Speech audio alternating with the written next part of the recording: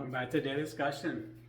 So let's talk about confidence today because mine's a little just shaking a little bit for whatever reason. It's kind of ebbs and flows a little bit here and there.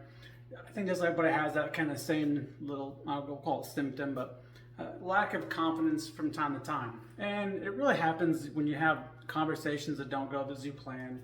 You hear no a lot for different reasons. Maybe you're the only one standing up for something that everybody else wants to go against. Whatever the case is.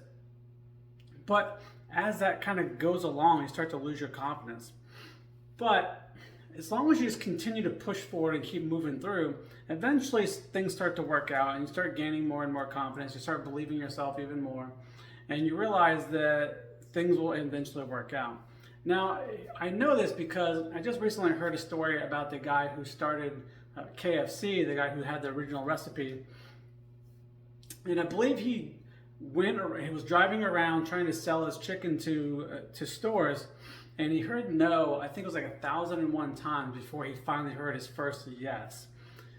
So if he can do that, and he can hear a no 1,000 times before he finally convinces somebody to say yes to something that's well known and established now, who am I to give up after 100 or 200 no's?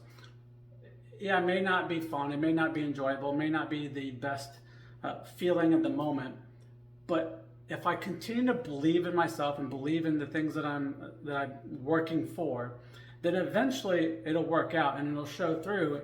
And I just gotta get that first yes, or that first conversation to go the way I want it to go. And then things will start to move, because then you start getting momentum and you start perfecting your pitch or your talk or your conversation, your communication skills, whatever it is. All these things start to come into play and start working out and finally start taking hold.